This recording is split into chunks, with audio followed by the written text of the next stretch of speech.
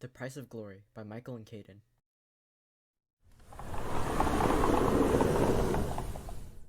The door slid wide open, and a large figure emerged. His shadow contrasted the sunlight that emerged from the opening. He towered over most of the patrons in the bar and approached Kyle. He sat down in the seat next to him and ordered a drink of sake. Kyle looked at the man and recognized him, although he wasn't sure. The man walked towards him and asked him a question. "Do you know the price of glory? What it takes to put your name in the history books?" Kyle responded confidently. "Of course, all you need to do is become the greatest."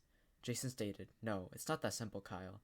Kyle was surprised the man knew his name and responded unsurely, "Who are you to say that?"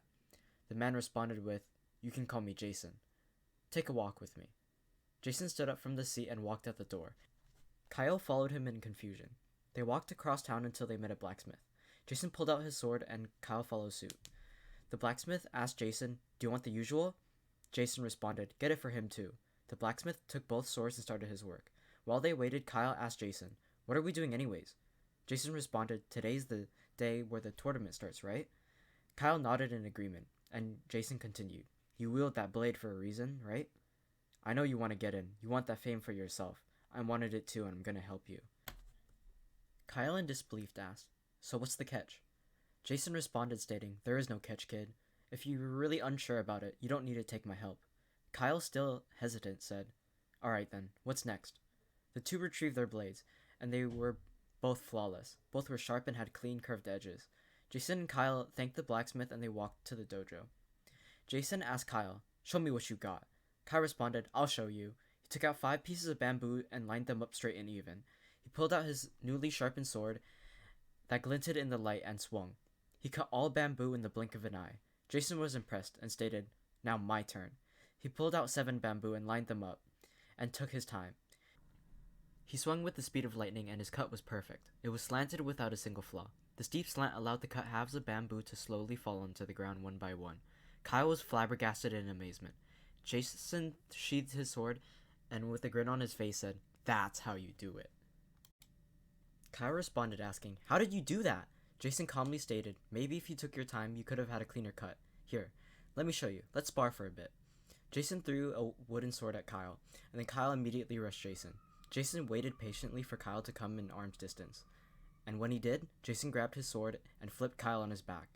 Jason, taunting at Kyle, said, "Again, maybe if you took your time, maybe you could have read my next move."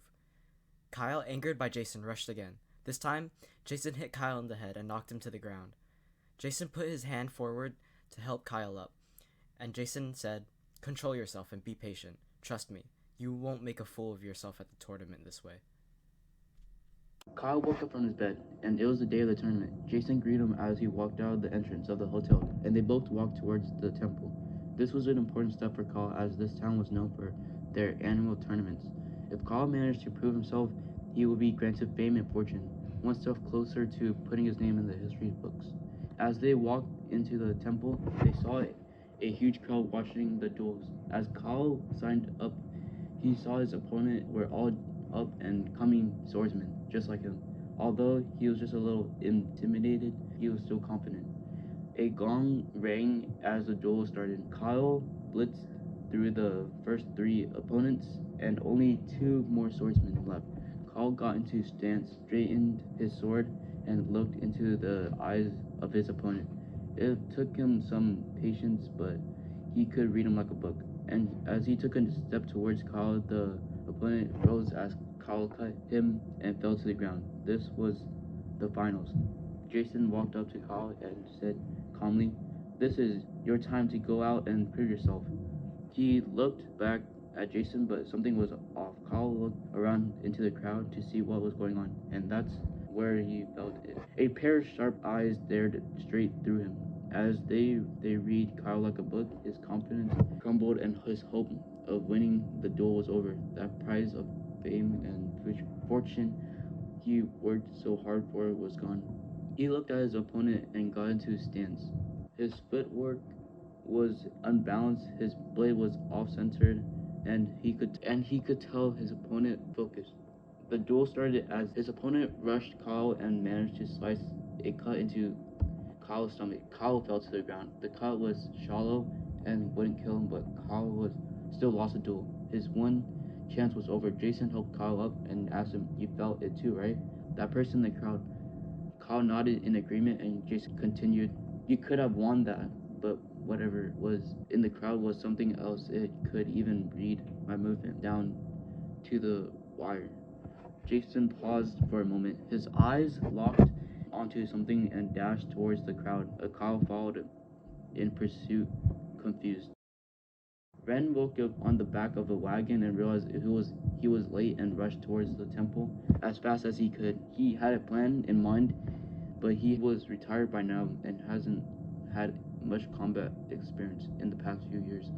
But it was as if he had to carry it out. As he approached the temple, he realized that the semifinals had just ended and there was only one last fight left. He pushed and shoved to the front of the crowd just in time for the finals. He saw a young kid readying himself and locked eyes with the kid. He saw a young kid readying himself and he locked eyes with the kid. It was only been a few moments, but Ren could read his movements. But also there was his mentor. He was tall and strong. He took a small glance at his face and easily recognized him as Jason, a legend in the flesh. He observed as the kid was defeated and could tell the kid was devastated at the loss. Ren walked out of the temple and just as he was about to leave the town, but he saw Jason locking eyes with him. Jason rushed towards Ren as the kid followed. As Ren ran from the two, he grabbed a sword off a stranger and ran towards the tree line. Jacob and Kyle followed in pursuit, and as the tree line broke, Kyle was blinded by the sun. But when his eyes caught up, a field full of lush flowers bathed in golden sun rays was revealed. Ren sat there with the sword in his hand facing towards the sun. His long messy hair flew in the wind as he unsheathed the sword.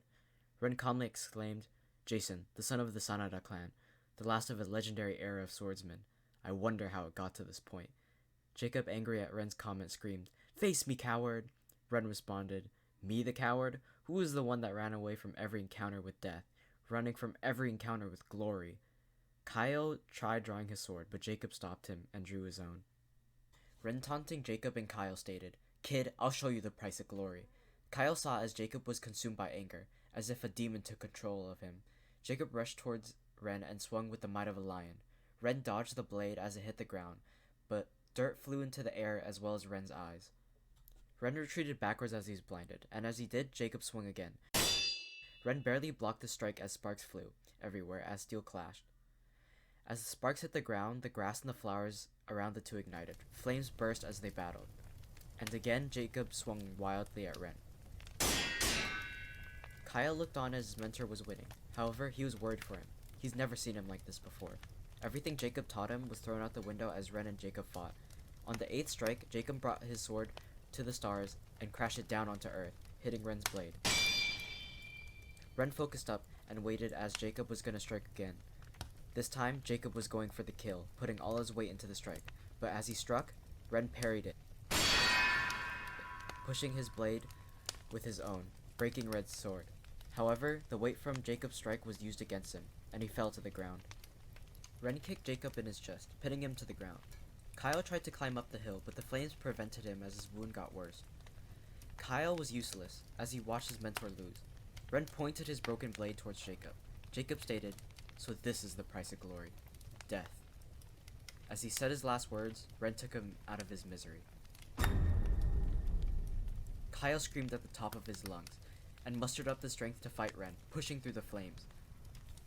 Ren looked at him dead in the eyes and asked, "Do you really want this? Waste your life to die in a blaze of glory? Or do you want to leave this place and live in peace?" Kyle swung wildly towards Ren, yelling out, "I'll kill you!" Ren said, "So be it." He put his broken blades towards the flames and ignited it, blaze. Kyle took his time and swiftly swung towards Ren, but Ren parried it and impaled Kyle. And as he fell to the ground, the flames enveloped the field, and the sun set. And Ren looked back at what he did. His attempt to steer Kyle away from glory just ended it up giving him glory. It gave him death.